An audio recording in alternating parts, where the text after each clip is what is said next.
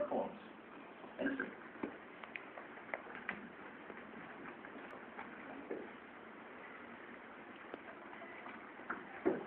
I should have said we're going to have questions at the end of this presentation. Thanks very much. Jeff was saying it's hard to follow Kim Beazley. Well, I've got to follow both Jeff Blight and Kim Beazley, which is very difficult. But it is great to be here again in California. I was here in September and had then the opportunity to meet with a number of people from the Californian government, and it really brought home the message to me about how much we have in common between Australia and the United States, but particularly on both energy and water policy with the state that we are here in, and most particularly on policy to do with climate change, which I'll come to in a nice speech.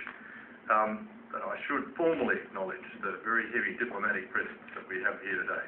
Ambassador Beazley and Ambassador Blight. It's not often that I get the pleasure of, I've worked very closely with both of these ambassadors, and it's a pleasure to be in the same room with them at the same time rather than separately and very far apart in the world. G'day Australia G'day USA, is a very important event in the calendar of both of our countries. It brings together people from across Australia and the United States to talk about how we can chart a mutually supportive path towards growth and economic prosperity. And as you have heard rightly from both Kim and Jeff, our two countries have a very long history of working together. I don't think it's hard to answer the question that Jeff posed about people saying what's so tough about your job. In fact, there is a difficulty for both ambassadors in being ambassadors in our two countries because of the assumptions that people make. That our relationship is so close that what's there to do? And in fact, there's plenty to do. There are huge challenges because we actually need to keep moving, we need to keep talking and keep taking advantage of the closeness that the relationship can bring. In particular, it's on these issues that you're here to listen to and talk about today. It's these two issues of water and energy. They are issues that are going to define this century and the next, and it will mean we have to find a global solution to climate change. We have to find solutions to ensuring water and energy security.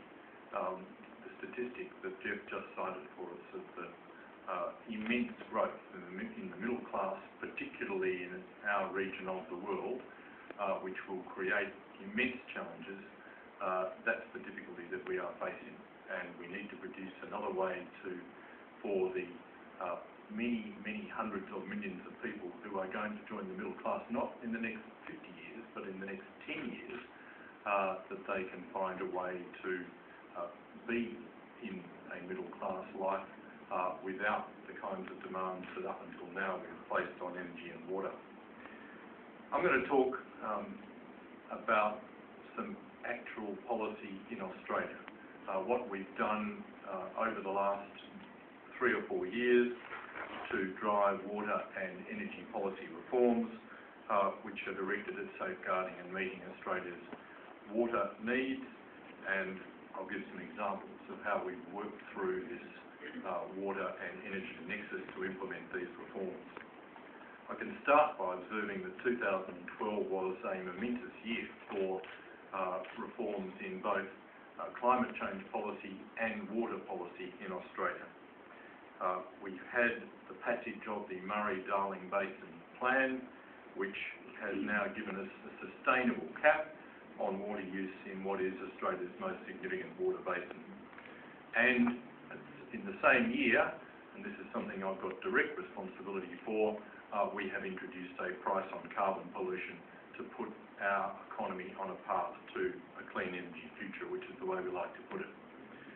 Valuing our water and putting a price on carbon are both of them historic environmental and economic reforms. We've used the power of the market in both cases because overuse of water resources and carbon pollution are both environmental problems which have economic solutions. As we say, putting a price on carbon is the most environmentally effective and economically efficient way to cut greenhouse gas emissions. And building on an effective water market to create a sustainable plan for water use is also the best way to ensure efficient allocation of our precious freshwater resources to high-value users and environmental assets. If I could just start with some direct comments about water reform. Australia is possibly many people in this room will have heard this before, but it's worth repeating. Australia is the driest inhabited continent. Rainfall in Australia's most productive and populated areas is highly variable from year to year and from season to season. Evidence from our climate change science program shows that arid regions are becoming drier and high rainfall regions are becoming wetter. Research through the Indian Ocean Climate Initiative shows that southwest Western Australia has become drier since the 1960s, with this trend expanding and intensifying since 2000.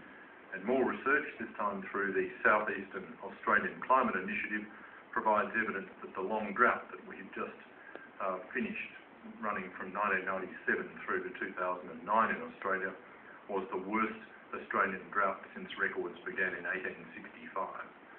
The evidence does not, of course, stop there. You would have been seeing in the news over the last couple of weeks the immense heatwave that we've been having in Australia. It's still going.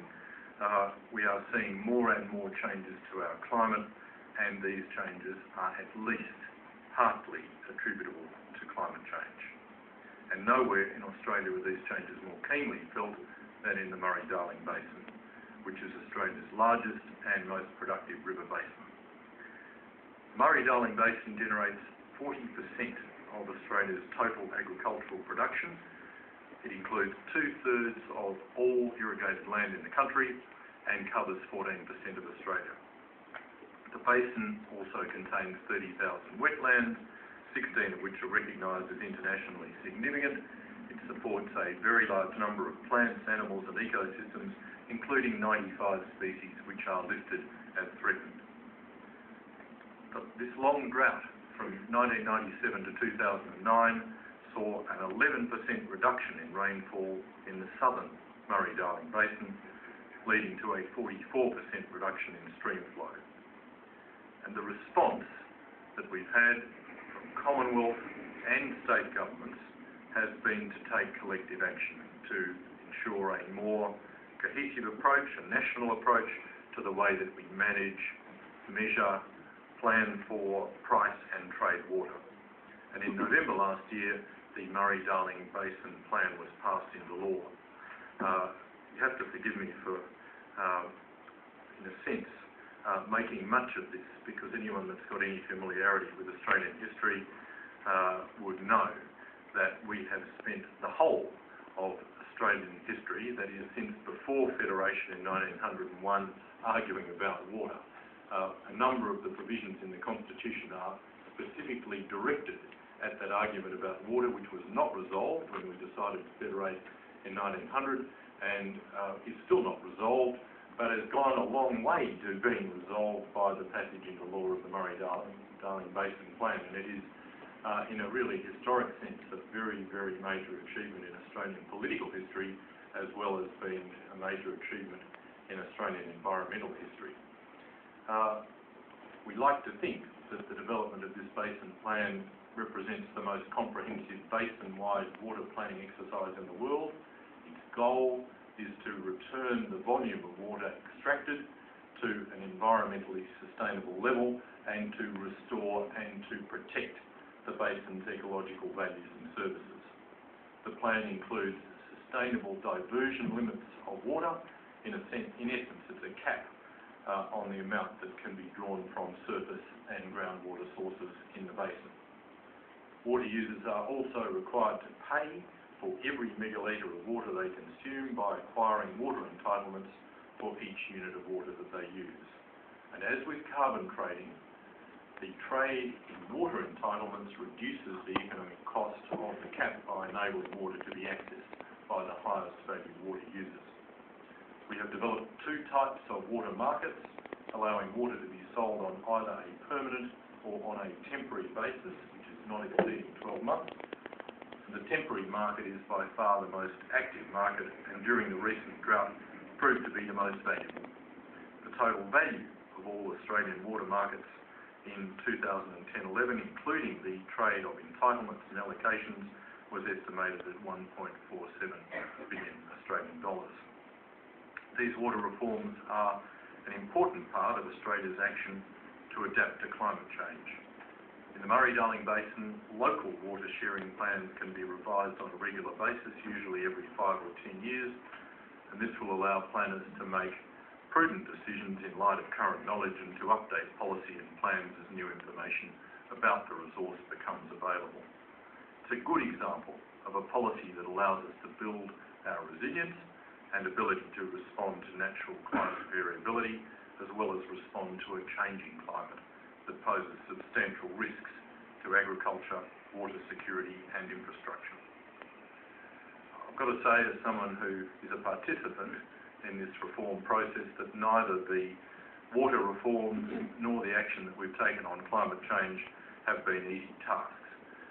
They've required commitment, persistence and leadership to see the reforms through, particularly with the introduction of the carbon price. There was immense concern publicly expressed about the supposed impact